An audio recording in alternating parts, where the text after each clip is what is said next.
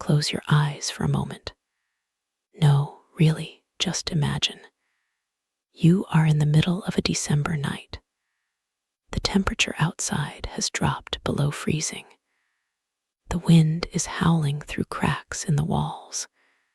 There is no thermostat. There is no radiator. There is no electric blanket.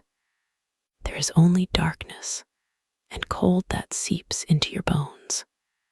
This is how most of human history spent winter. Now, here is the question that kept me awake. How did they actually survive?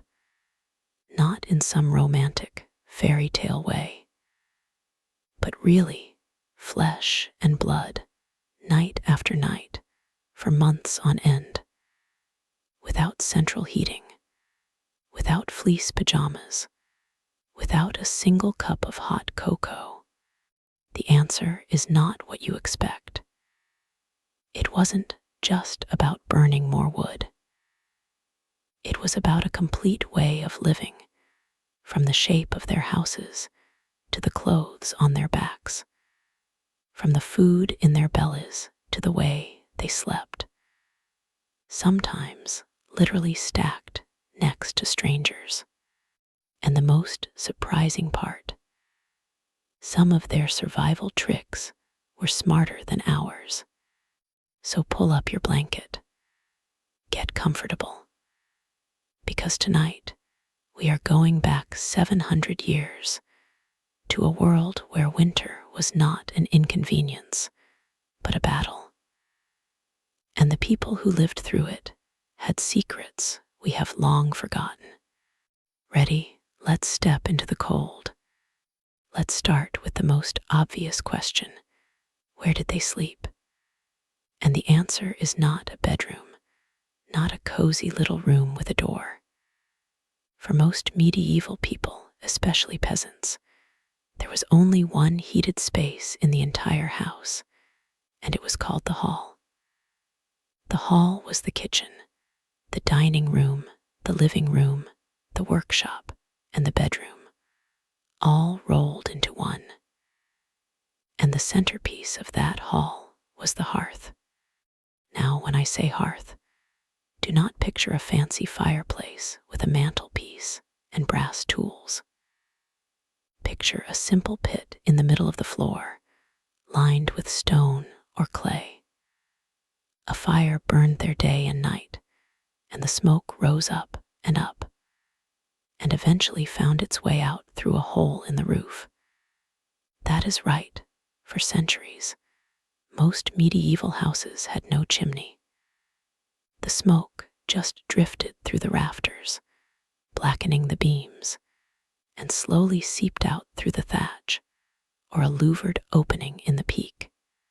It was smoky, it was sooty, and if you have ever sat too close to a campfire, you know exactly what those people breathed every single night. Historians estimate that chronic respiratory disease was as common as the common cold. But here is the thing. That smokiness was actually part of the survival strategy. The smoke coated the interior wood with a layer of creosote, which helped preserve the beams from rot and insects.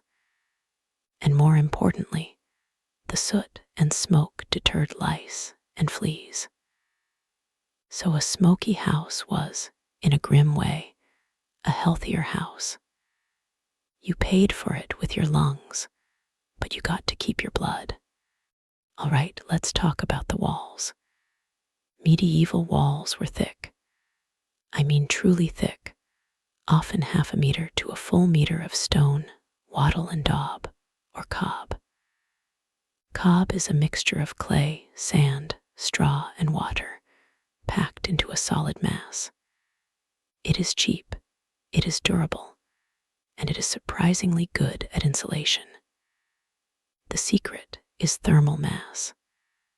A thick stone or cob wall absorbs heat from the fire during the day, and then releases it slowly through the night.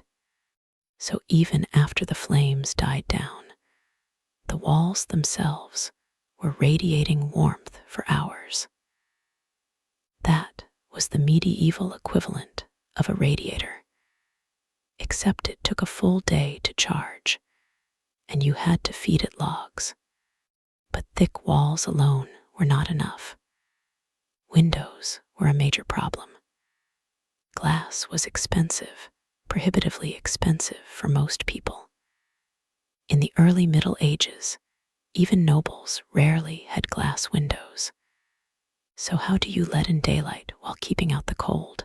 The answer: you make the windows tiny, and you cover them with materials that block the wind, but let a little light through. Often, they used oiled linen or parchment, stretched across a wooden frame. Sometimes, they used thin slices of animal horn, scraped so thin that they became translucent. And yes, you heard that right, cow horn windows. They let in a dim, yellowish glow, and they were a lot better than a gaping hole in the wall. But they hardly kept the cold out. So, at night, wooden shutters were closed tight, and the room became a dark, insulated box. Now we need to talk about the floor. If you are imagining polished wooden planks, stop. Most medieval peasant homes had floors of packed earth, sometimes mixed with clay and straw. These earthen floors were damp, cold, and full of fleas.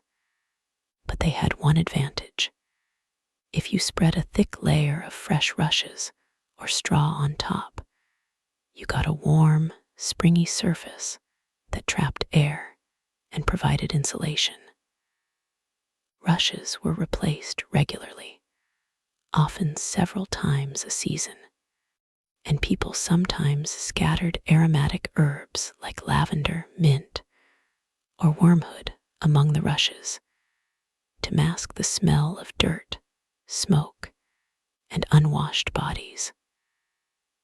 The result was a floor that smelled a little like a meadow, at least on the first day. But here is the real game changer. The hearth was not just for heat. It was the center of medieval life. People cooked on it, ate beside it, worked by its light, and slept within its glow.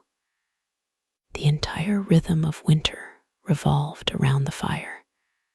Someone had to keep it fed. Someone had to chop the wood, haul the logs, and bank the embers at night so the fire did not go out. Because if the fire died in the middle of a January night, and you had no matches, no lighters, no steel and flint within easy reach, you were in serious trouble. Relighting a fire from scratch in the dark, using tinder and a strike-a-light, could take half an hour of fumbling.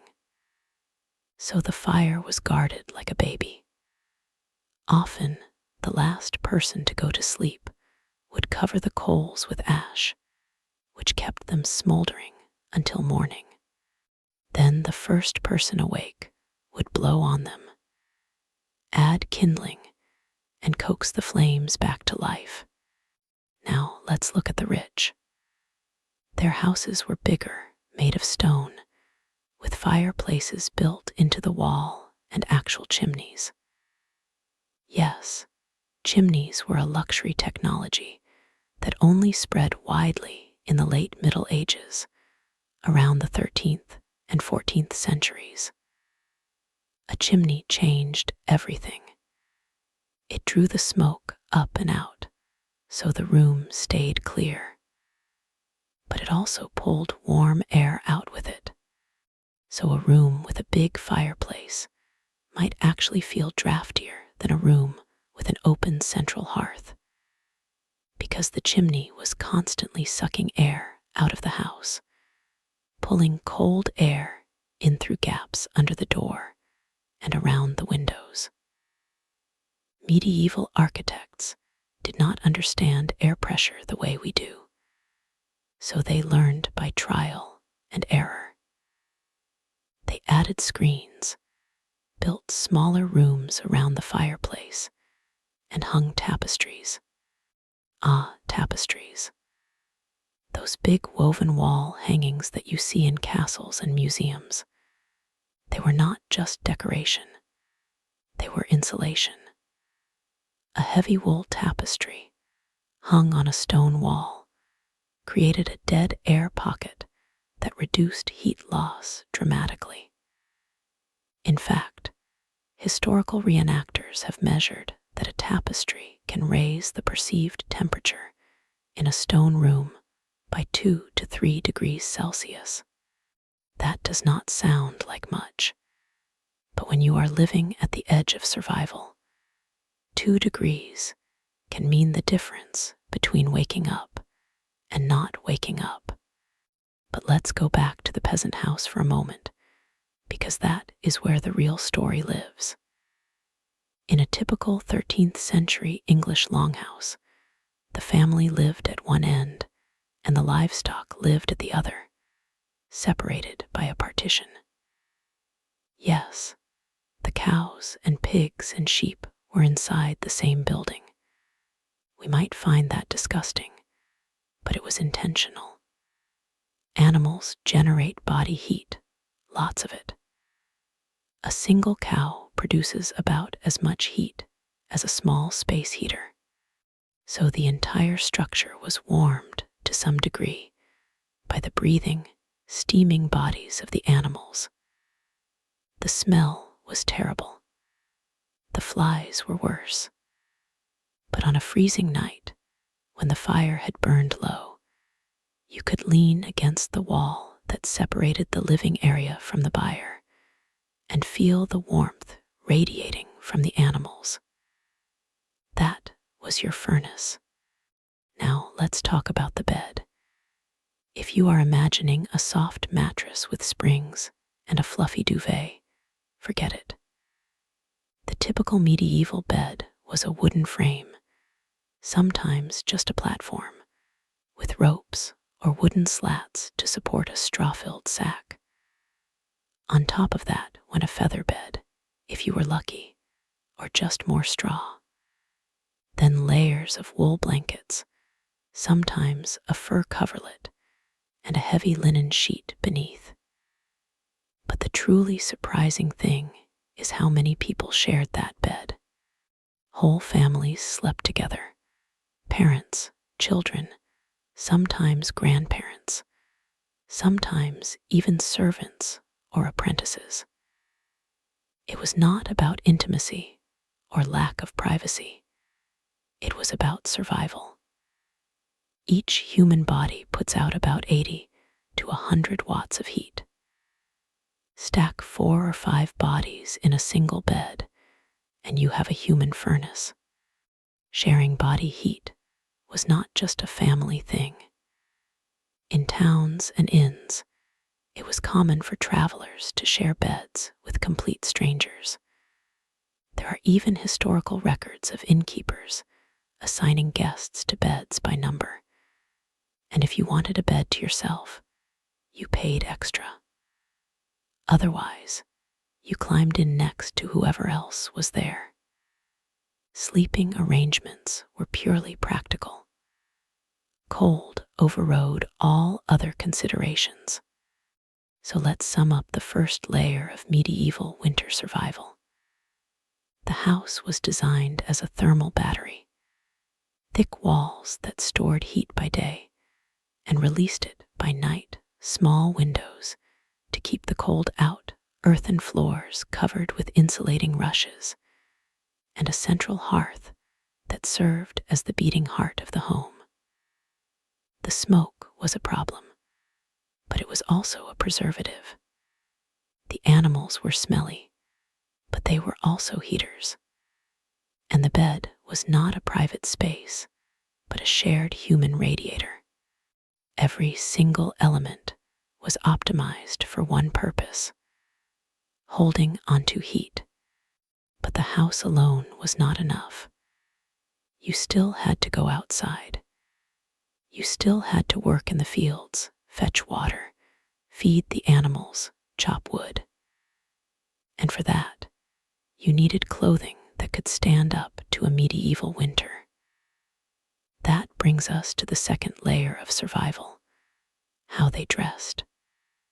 And that story involves wool, sheep fat, undergarments you would not believe, and a very clever trick with moss.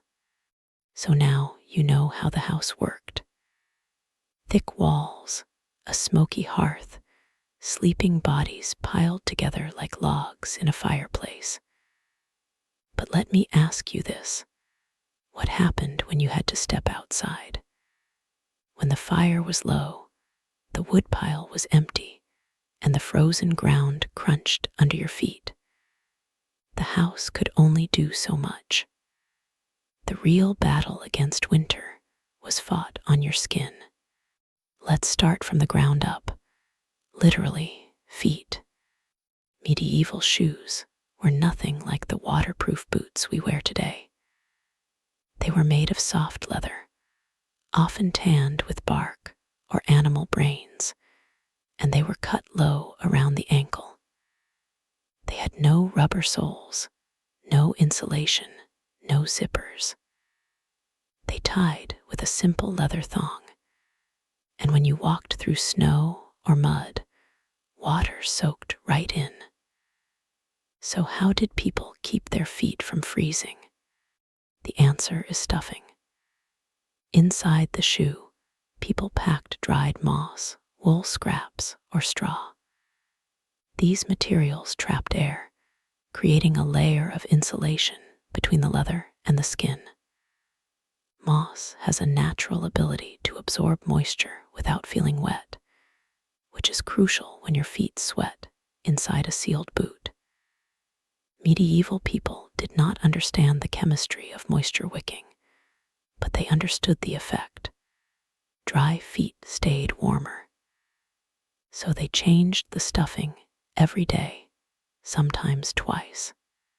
A peasant might spend the evening pulling damp moss out of his shoes and replacing it with fresh, dry material gathered from the forest floor. That simple habit saved countless toes from frostbite. Now let's move up to the legs. Men wore woolen, tight-fitting leg coverings that reached from the foot to the thigh. Hose were like tights, but made of coarse wool, cut on the bias to stretch. They were held up by a belt or tied to the waistband of the brays, which were loose linen shorts. Women wore longer woolen stockings under their gowns. The key here is layers. Under the wool, many people wore linen leg wraps, which absorbed sweat and prevented the wool from itching. Over the hose, some men wrapped their calves with strips of cloth called pottage, which added another layer of insulation and kept the hose from sagging. In extreme cold, they might pull on leather or fur over leggings, especially if they had to work outside for hours. Now let's talk about the torso. This is where medieval wisdom gets really interesting. The innermost layer was linen, a linen shirt for men, a linen chemise for women. Linen is made from flax fibers, and it is surprisingly good at managing moisture. It wicks sweat away from the skin and dries quickly, which prevents the chilling effect of damp fabric next to the body. But linen is not warm by itself. So over the linen came the wool tunic. A tunic was essentially a long shirt, reaching to the knees or below, with long sleeves. It was thick, heavy, and dense. Wool is a miracle fiber. It traps air in its crimped structure, and even when wet, it retains about 80% of its insulating power. A wet wool blanket can still keep you warm. A wet cotton blanket will kill you. But a single tunic was not enough for deep winter. So people wore multiple tunics, one over the other. A working peasant might wear 2 or 3, each slightly larger, creating trapped air pockets between layers. Over those, they wore a cloak or a mantle, a large, rectangular piece of wool, sometimes lined with fur, draped over the shoulders, and fastened with a brooch or a pin. Cloaks were usually knee-length or longer, and they could be wrapped around the body like a cocoon. When you sat down by the fire, you pulled the cloak over your head and tucked your knees inside. You became a human tent.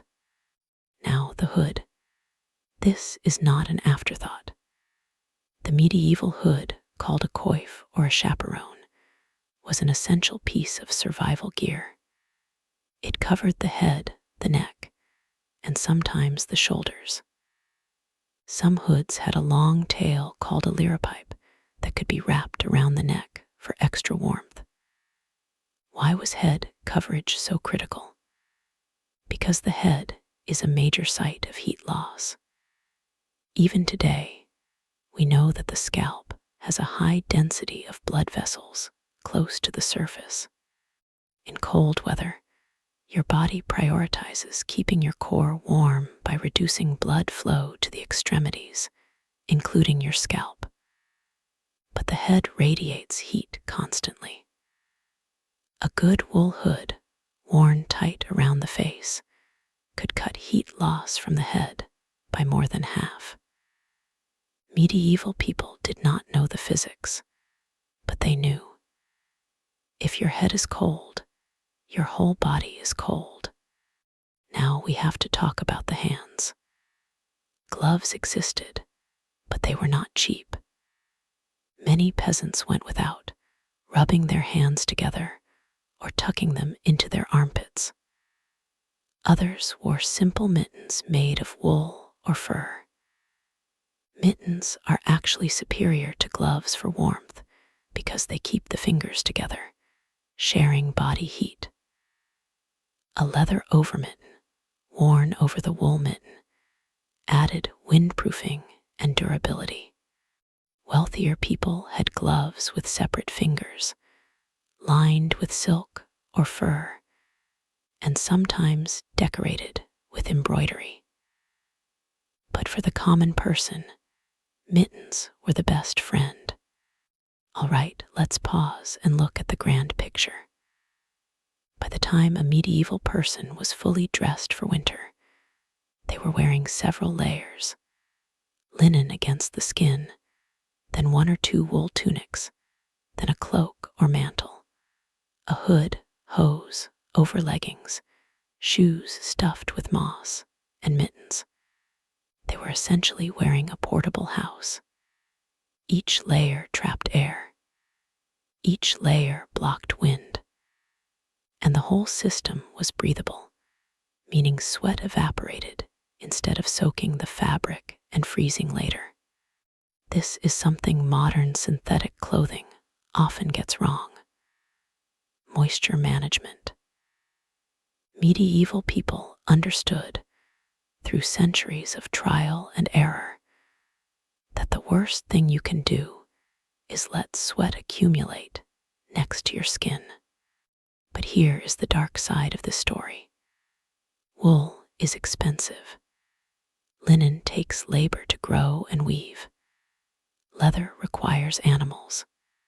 For the poorest of the poor, those at the very bottom of the medieval social ladder, warm clothing was a luxury they could not afford. Many vagrants, beggars, and landless laborers owned only a single set of rags, patched and repatched until the original fabric was barely visible. They stuffed their clothes with leaves, rags, or even paper to add bulk. They slept in shifts, huddled around public fires. And every winter, some of them simply did not wake up. The historical record is full of parish burial registers that spike in January and February.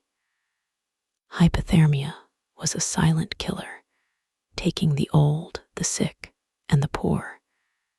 It was not dramatic. It was quiet. A person would feel tired, lie down, and never get up again. But for those who had the means, there was one more layer of protection: animal skins. Fur was not just for the rich. Even peasants could trap rabbits, squirrels, or foxes and turn their pelts into linings for cloaks or vests. Fur works because it traps air in a dense, three-dimensional matrix. The hollow hairs of some animals, like deer or bear, provide even more insulation. Wearing fur next to the skin was rare. It was usually sewn into the lining of a garment, with the fur side facing inward. That way, the fur trapped a layer of warm air directly against the body. The outer layer, usually wool or leather, blocked wind. The combination was formidable. And let's not forget a simple but vital accessory: the belt. You might think a belt just holds up your pants, but in medieval winter, a belt did something more important. If you cinched your tunic tight at the waist, you prevented warm air from escaping from under the garment. You also created a little pocket of trapped air above the belt. In extreme cold, some people tied a rope or a leather strap around their waist over the cloak, sealing the cloak against the body. It sounds primitive, but it works. Try it yourself with your winter coat. Tighten the waist and feel how the warmth stays in. So the medieval person, standing fully dressed in the snow, was wrapped in a system of layers that modern mountaineers would recognize. Base layer, linen for moisture wicking. Mid layer, wool for insulation. Outer layer, wool or leather for wind protection. Accessories: fur-lined hood, moss-stuffed shoes, wool mittens. And the whole thing held together by belts and pins and straps. It was not pretty. It was not fashionable by our standards, but it worked. But here is the twist. All this clothing was warm, yes, but warm meant one thing: sweat. And sweat in the cold is dangerous.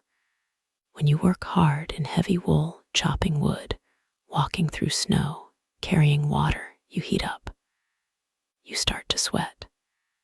And if you stop moving, that sweat turns cold against your skin. That is the moment when hypothermia sets in fastest. Medieval people did not have the concept of layering for activity management, but they learned through bitter experience. They knew to remove a layer before strenuous work, to loosen the hood, to open the cloak. They knew to keep spare dry socks in the house. They knew that a damp wool tunic would freeze stiff if left outside overnight.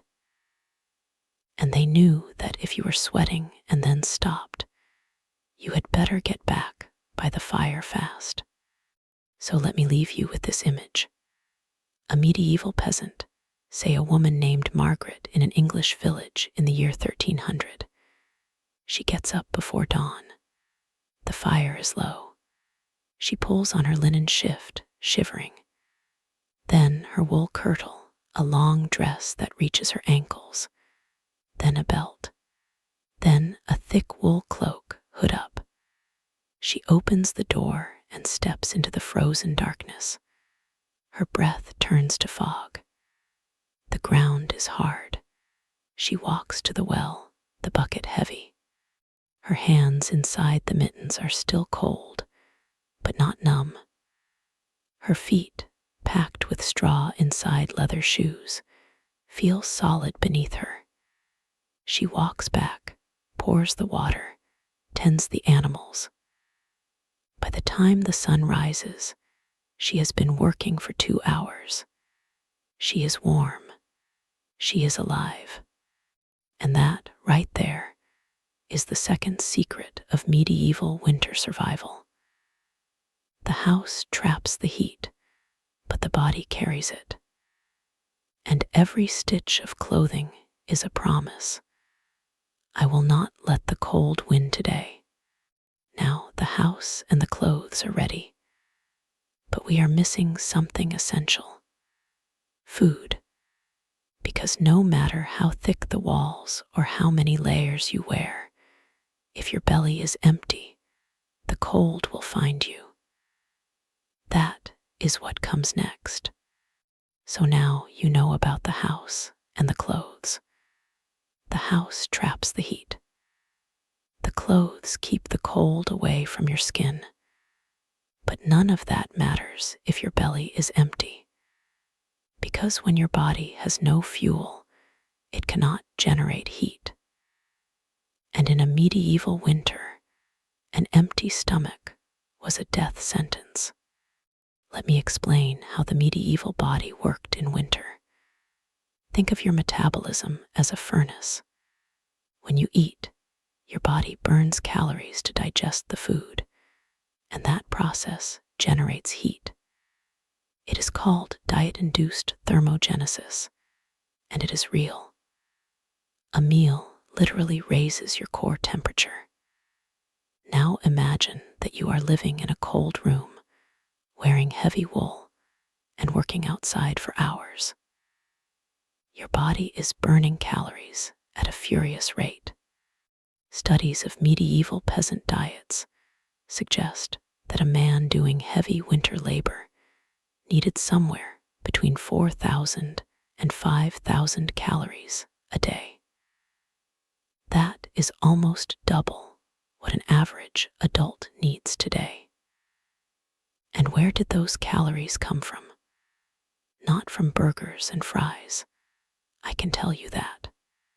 The centerpiece of the medieval winter diet was something called pottage. Pottage was a thick stew cooked in a cauldron over the hearth, and it was the one meal that every household ate, rich or poor. But the contents varied wildly. For a poor peasant family, pottage was mostly grains, barley, oats, rye, boiled in water with whatever vegetables were still available from the autumn harvest.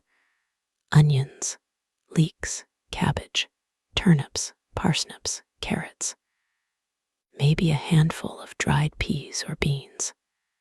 Fresh meat was a rare luxury in winter because livestock were slaughtered in autumn.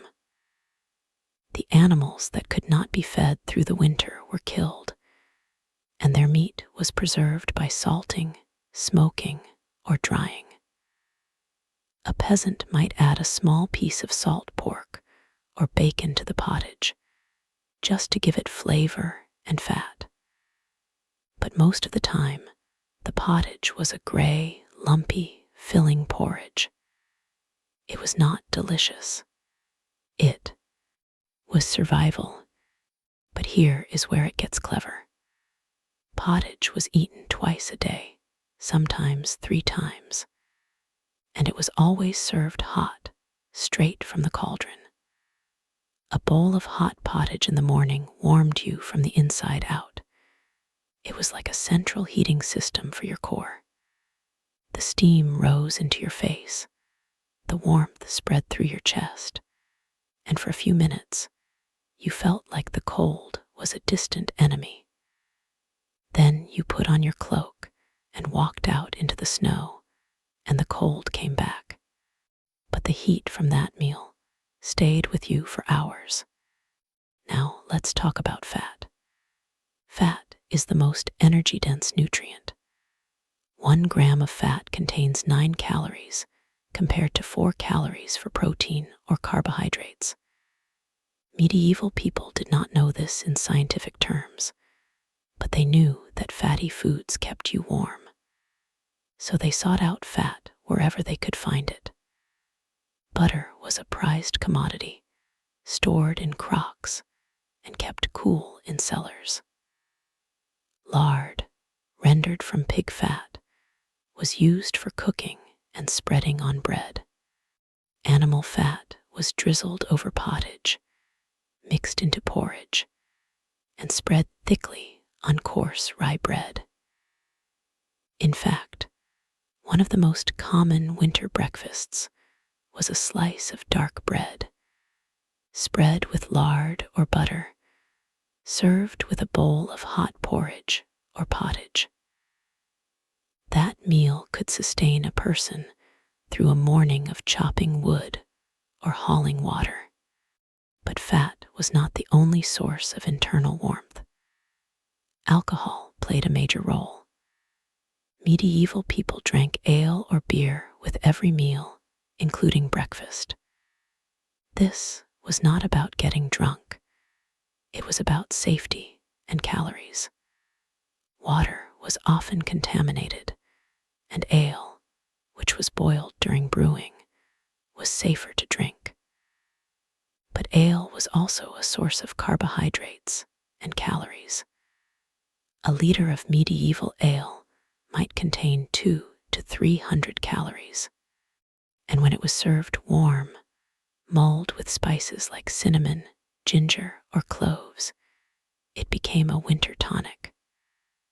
Mulled ale or wassail was drunk during the cold months, specifically to warm the body. The alcohol caused blood vessels to dilate, sending a flush of warmth to the skin.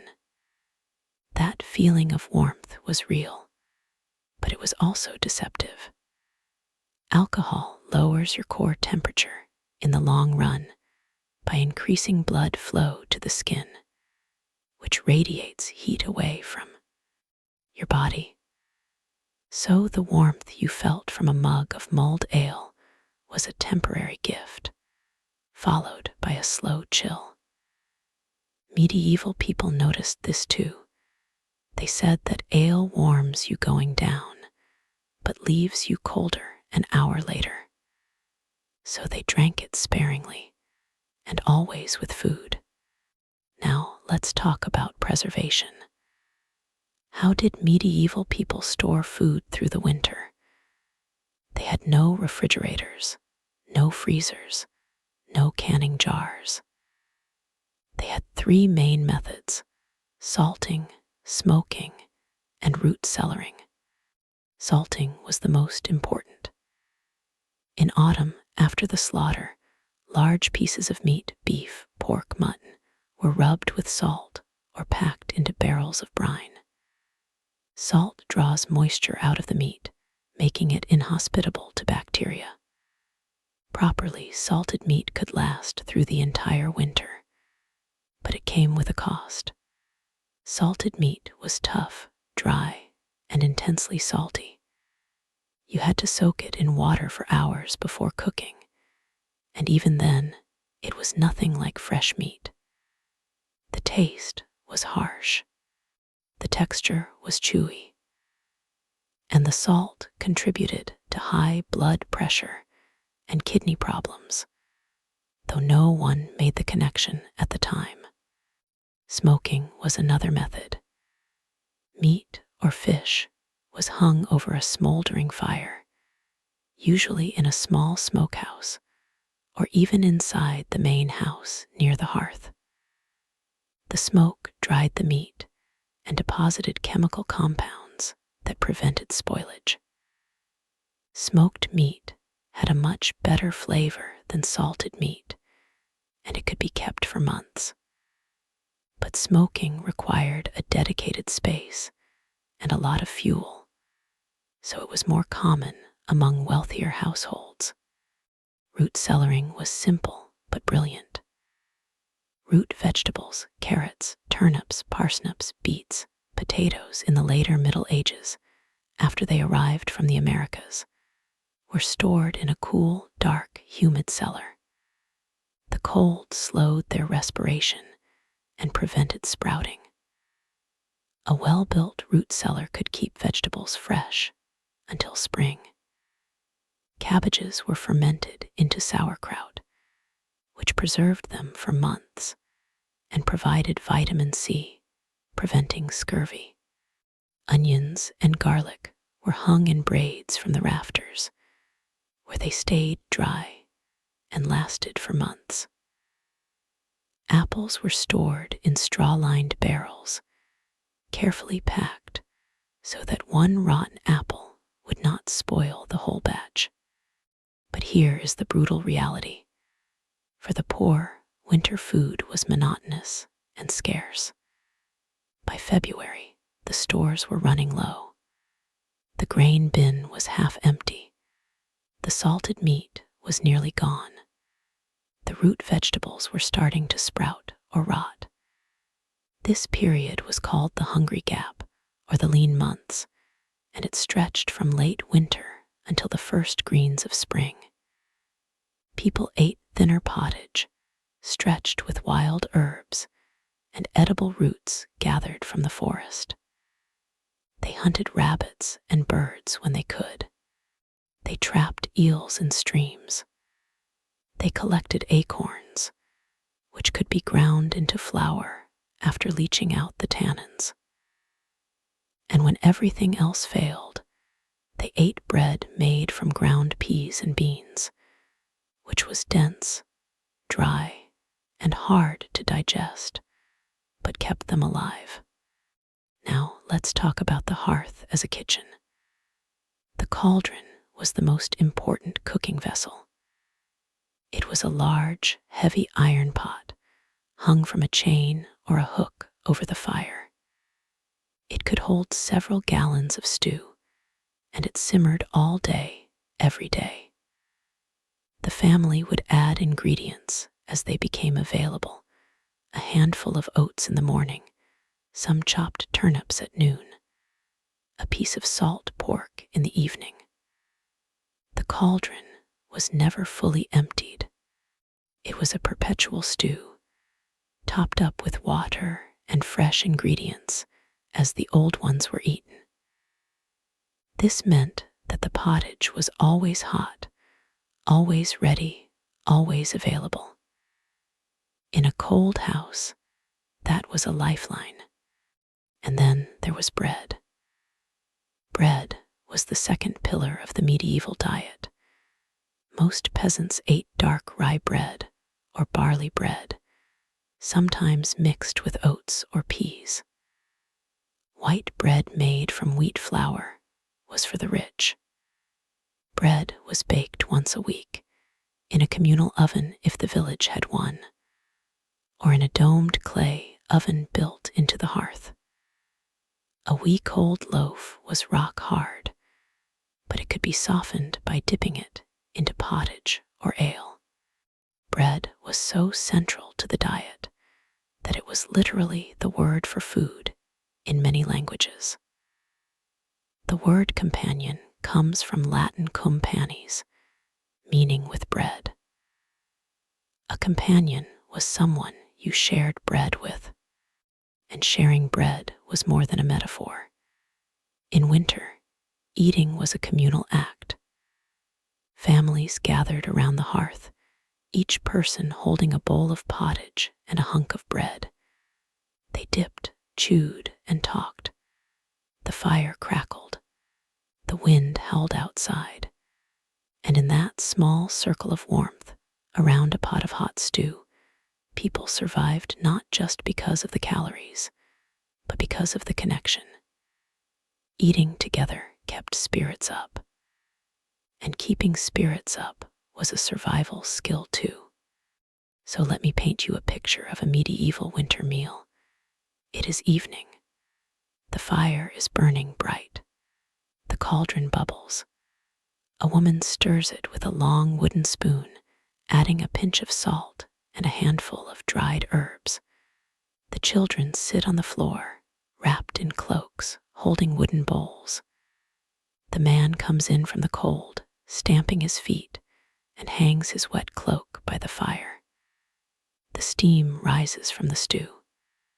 The bread is passed around.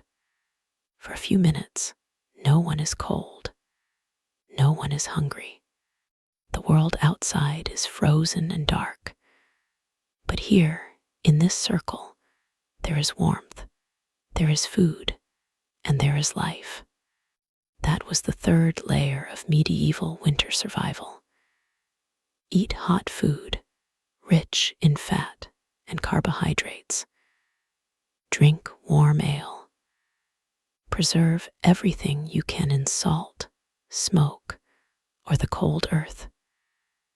And never let the fire in the kitchen go out. But even with the house, the clothes, and the food, there was one more thing.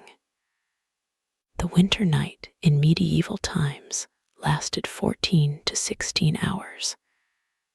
That is a long time to lie awake in the dark, with nothing but your thoughts and the sound of the wind. How did they get through those long, black hours? That is what we will talk about next. So we have covered the house, the clothes, and the food. 3 layers of defense against the cold.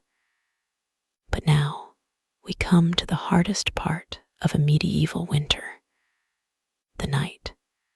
Think about this for a moment. In the depths of December, at the latitude of Northern Europe, the sun sets around 4 in the afternoon and does not rise again until 8 the next morning. That is 16 hours of darkness. 16 hours with no electric light, no television, no phone, no book to read by a lamp. 16 hours in a cold room with only a dying fire and your own thoughts for company. How do you get through that without going mad? The answer is complex, and it involves a completely different relationship with sleep. See, medieval people did not sleep the way we do.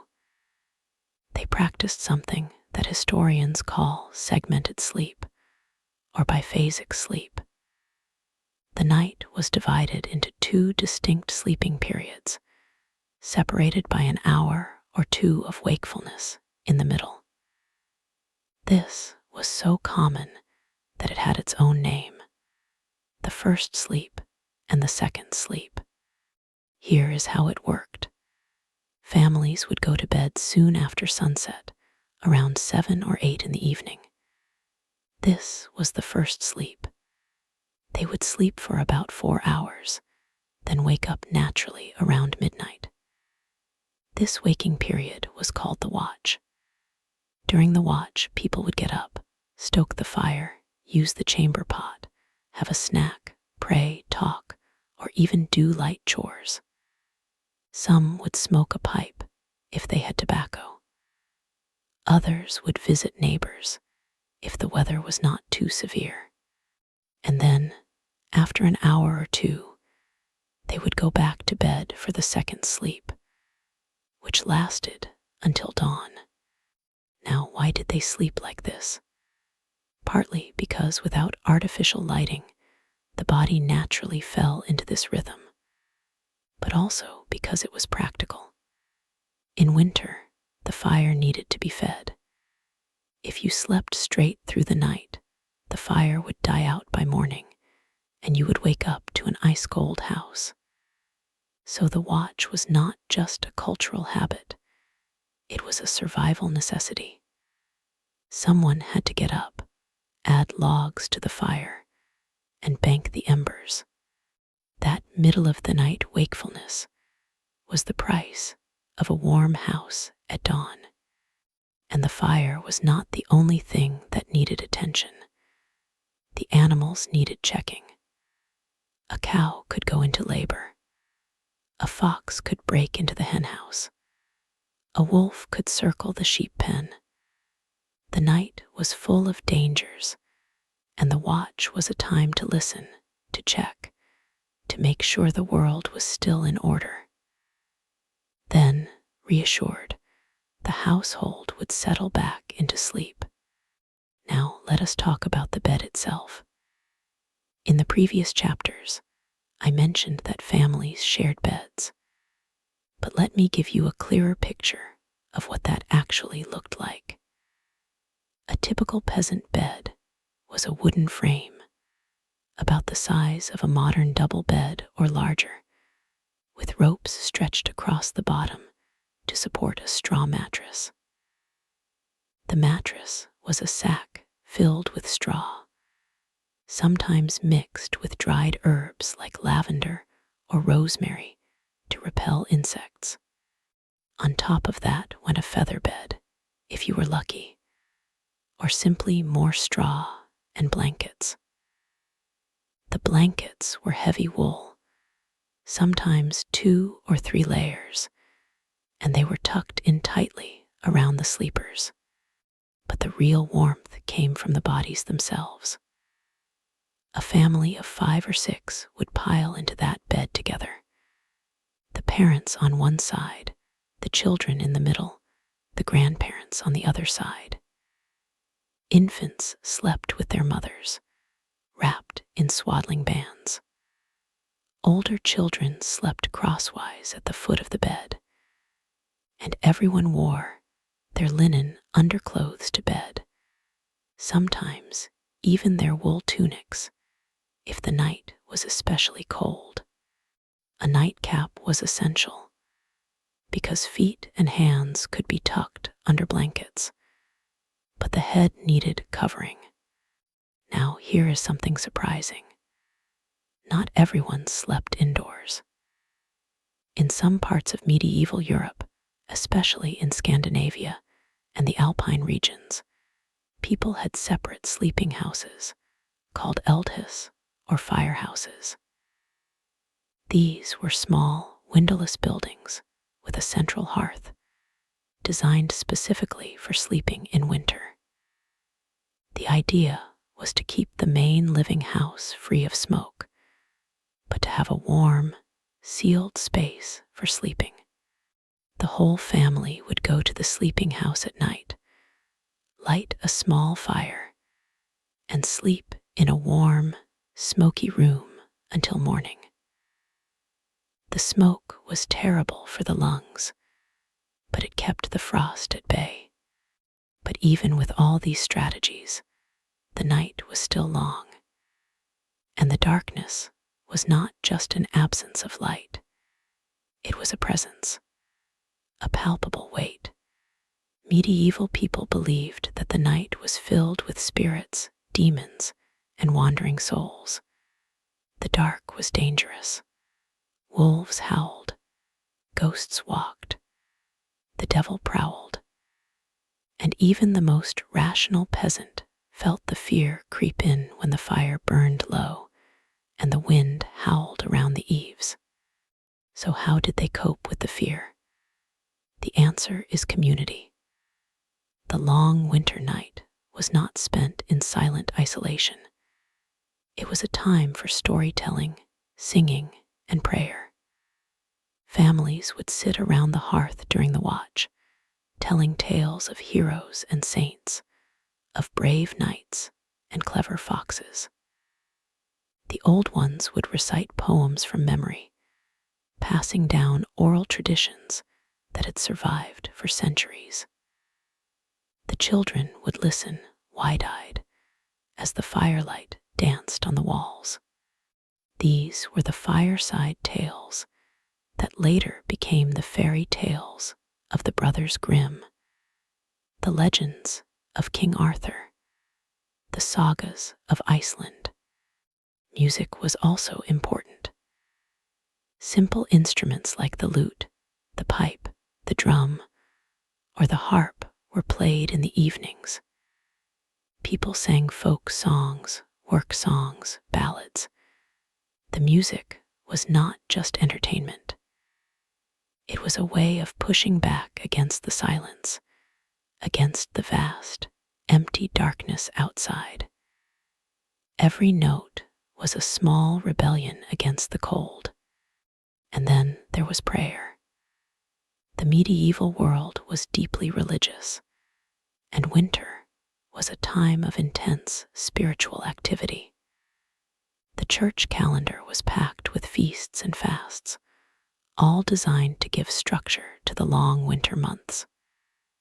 Advent, Christmas, Epiphany, Candlemas, Lent. Each season had its own rituals, its own foods, its own prayers. Families would gather to say the rosary, to read from the Bible, to light candles for the dead. The church bell marked the hours of the night, calling the faithful to prayer at matins and lauds, which fell right during the watch.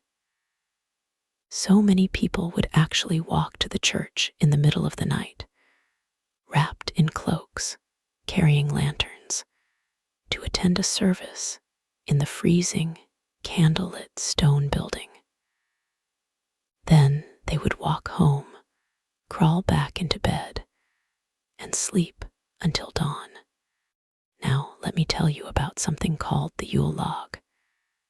Yule was the pagan winter solstice festival, and it was absorbed into Christmas.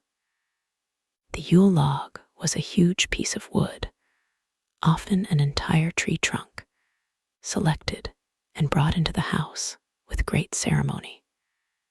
It was placed in the hearth and lit on Christmas Eve, and it was supposed to burn for the entire 12 days of Christmas. In reality, it burned for as long as it could, and the remains were kept to light the next year's log. The Yule log was more than just firewood.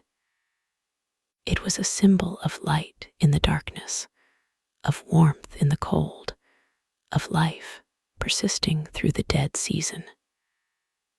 The family would gather around it, sing carols, tell stories, and feel, for a brief time, that the winter was not so endless after all. But let us not romanticize this too much. The long nights were also a time of hardship. Infant mortality spiked in winter. The elderly and the sick often did not survive until spring. Depression was common. They called it the winter melancholy, and they treated it with warm broths, herbal remedies, and the company of loved ones. People died in their sleep, not from any specific disease, but simply from the accumulated strain of cold, poor nutrition, and exhaustion. The winter took a toll, and every family knew someone who had been taken. And yet, life went on. People adapted. They found ways to endure. The long night was not just a trial to be survived, it was a rhythm to be lived. They slept in 2 shifts. They gathered around the fire. They told stories and sang songs. They prayed and they worked and they loved each other through the dark. And when the sun finally rose, a little earlier each day, they felt a relief that we can barely imagine. The worst was over. Spring was coming. So here is what we have learned. The medieval winter night was conquered not by technology, but by rhythm, by the shared warmth of bodies in a bed, by the watchful care of the fire, by the comfort of voices in the dark, and by the deep, stubborn human belief that dawn always comes. Now you might think that is the whole story. House, clothes, food, sleep. But there is one final layer, and it might be the most surprising of all. Because the medieval body itself was different from ours. It was conditioned by a lifetime of cold exposure. And that conditioning was a biological superpower that we have lost. That is what comes next. So far, we have talked about everything external. The house that trapped heat, the clothes that blocked the wind, the food that fueled the furnace, and the sleep rhythm that kept the fire alive through the night. But now, I want to take you somewhere deeper. Inside the medieval body itself, because here is the truth that most history books leave out. The people who lived through those winters were not like us. Their bodies were different, not genetically, not in some sci-fi way, but physiologically. They were adapted to cold in ways that we, with our heated homes and climate-controlled cars, have completely lost. And that adaptation was perhaps their most powerful survival tool of all. Let me explain how this works. When a human body is repeatedly exposed to cold, it undergoes a set of changes. Scientists call this cold habituation or cold acclimatization. It happens slowly, over weeks and months, and it is the body's way of learning to cope. The first change is metabolic. The body becomes more efficient at generating heat. Your resting metabolic rate rises, meaning you burn more calories just by sitting still. More calories burned means more heat produced. Medieval people had a baseline metabolic rate that was probably 15 to 20% higher than ours, simply because their bodies were constantly working to stay warm. That is why they ate 4,000 to 5,000 calories a day and never got fat. Their bodies were furnaces running on high, 24 hours a day. The second change is vascular. Blood vessels in the skin and extremities learn to regulate more efficiently. In a modern person exposed to cold, the blood vessels in the hands and feet constrict dramatically, cutting off blood flow to preserve core heat. This is why our fingers and toes go numb so quickly. But in a cold-adapted person, the blood vessels learn to alternate between constriction and dilation, sending periodic pulses of warm blood to the extremities. This is called the hunting response, named after the physiologist who discovered it. And it is exactly what allows people like the Sami reindeer herders or the Inuit fishermen to work with their bare hands in freezing temperatures without getting frostbite. Medieval peasants had this too. Their hands and feet stayed warmer longer because their blood vessels had learned the trick. The third change is in the distribution of body fat. Modern research has shown that people who grow up in cold climates tend to have a slightly different fat distribution, with more brown adipose tissue. Brown fat is a special type of fat that burns energy to produce heat rather than storing it. Babies have a lot of it, which is why they can stay warm even though they cannot shiver effectively. Adults who are regularly exposed to cold can reactivate their brown fat, giving them an internal heater that works without any effort. Medieval people who lived their entire lives in cold houses almost certainly had active brown fat throughout their lives. They were literally wired to burn calories for warmth. But the most remarkable adaptation was in their tolerance for discomfort. We need to be honest here. Medieval winters were not just cold. They were uncomfortable, damp, drafty, dark. The floor was cold, the air was smoky, the blankets were scratchy, and your feet were never completely dry. A modern person transported back to a medieval winter would be miserable within hours. They would complain constantly. They would feel entitled to warmth. But a medieval person did not feel that way because they had never known anything else. Their baseline for comfort was completely different. They did not expect to be warm. They expected to be cold.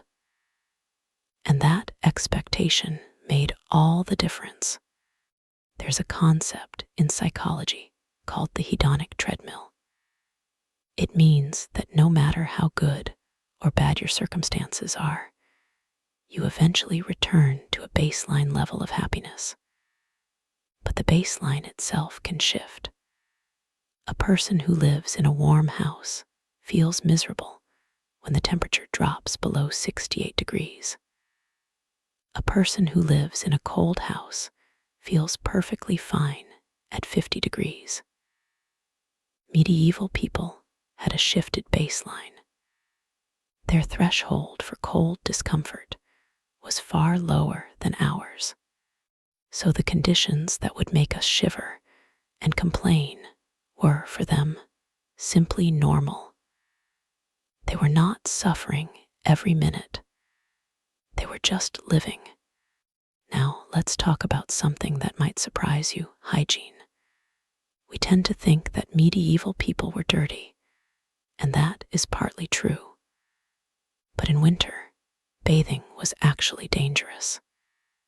If you washed your whole body with hot water, your skin would be clean, but your body would lose heat rapidly as the water evaporated.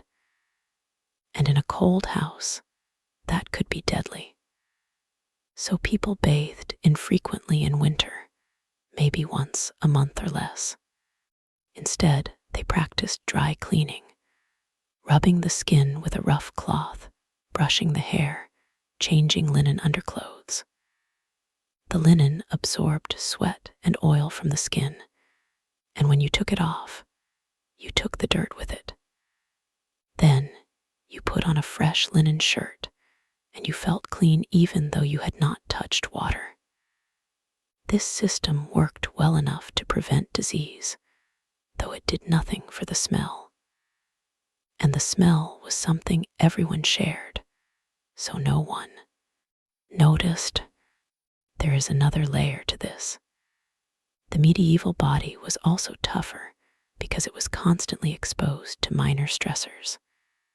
The cold was one, but so was hunger, physical labor, infection, and pain. The medieval immune system was constantly active, constantly fighting off small threats. The result was a body that was resilient, not fragile. A scratch healed fast. A cold was shrugged off. A day of hard work in freezing rain was just Tuesday.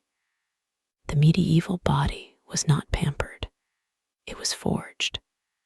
And then there was the role of children. Children in medieval times were not kept indoors and wrapped in blankets. They played outside, even in winter.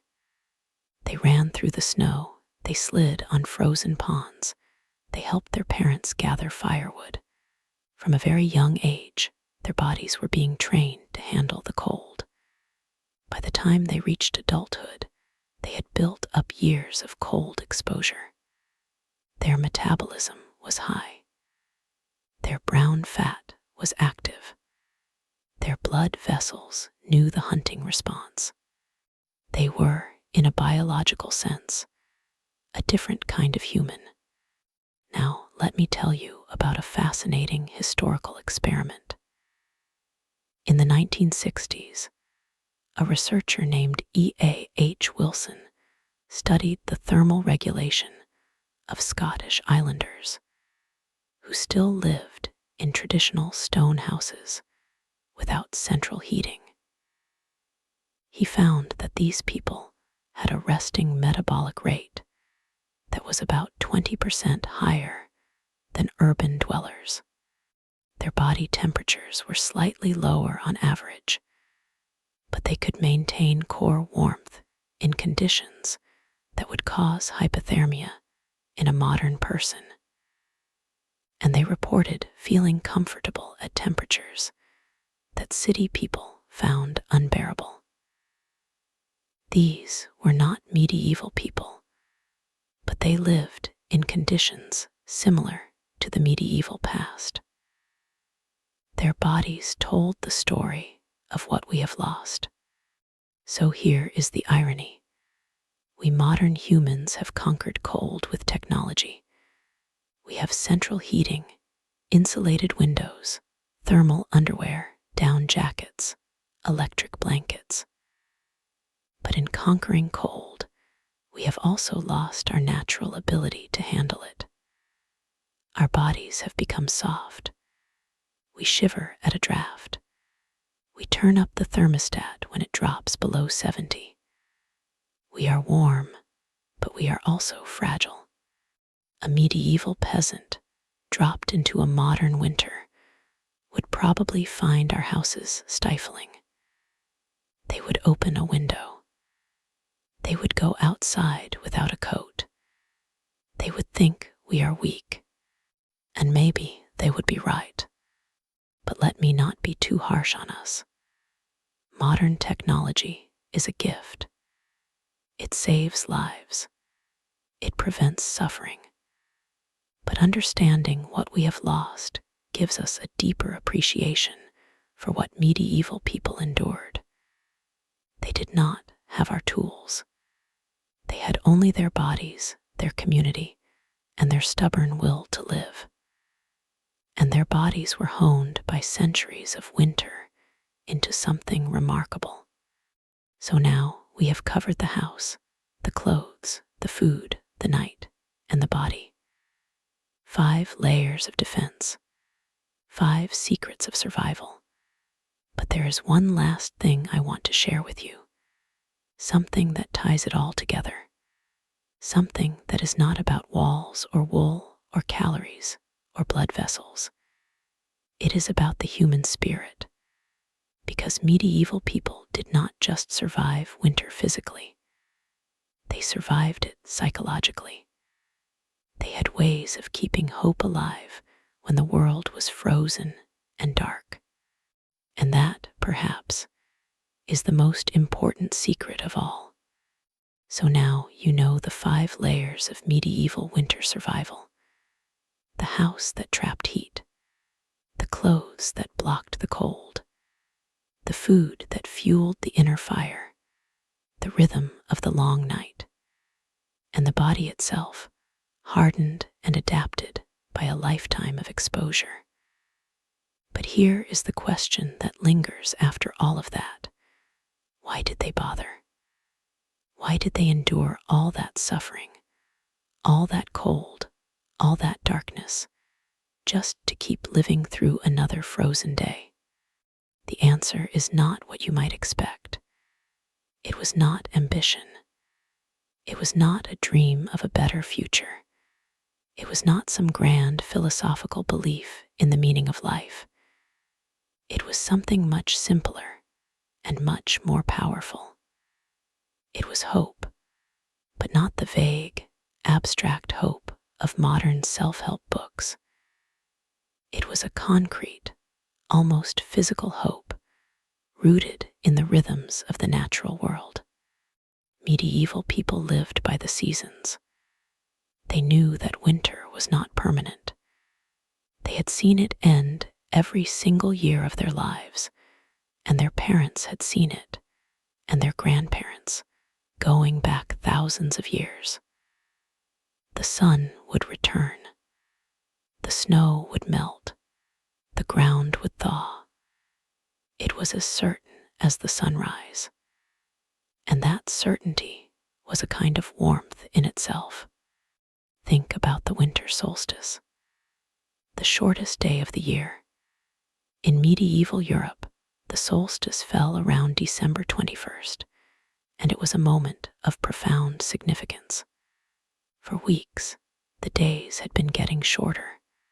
The darkness had been growing. People watched the sun sink lower and lower in the sky, and they felt the cold deepen.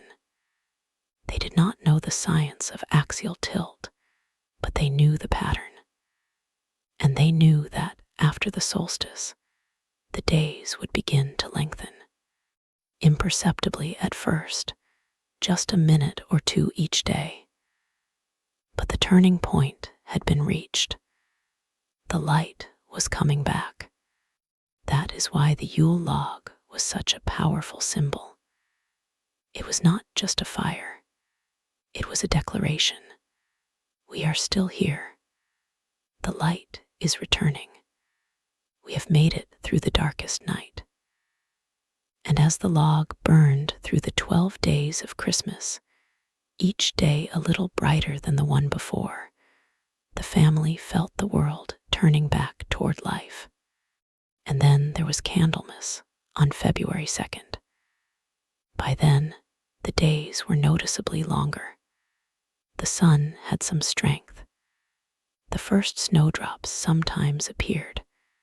Candlemas was a festival of light. People brought candles to church to be blessed, and then they lit them in their homes, filling the darkness with flame.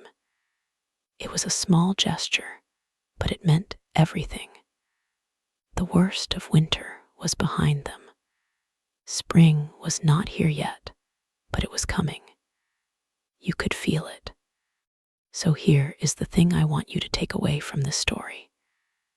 Medieval people survived winter not because they were tougher than us, though they were, and not because they had secret knowledge we have lost, though they did. They survived because they had something that we, in our warm, bright, climate-controlled world, have forgotten how to have: patience. They knew how to wait. They knew that suffering was temporary. They knew that the cold would pass, the snow would melt, and the sun would return. And that knowledge gave them the strength to endure one more night, one more week, one more month. They did not fight winter. They lived with it. They accepted it as part of the natural order, like the rain or the wind. They did not rage against the cold. They simply dressed for it, fed the fire, ate their pottage, and waited. And in the waiting, there was a kind of peace. So tonight, when you go to bed in your warm room with your soft blankets and your central heating, I want you to remember that for most of human history, winter was not a minor inconvenience. It was a battle. And the people who fought that battle did not have the weapons we have. They had only their bodies, their community, their patience, and their hope. And they won. Every single winter, for thousands of years, they won. They woke up on that first warm day of spring, looked at the melting snow, and knew that they had done it again. They had outlasted the cold. They had survived to see another year. That is the true story of how medieval people survived winter without modern heat. It is not a story of technology.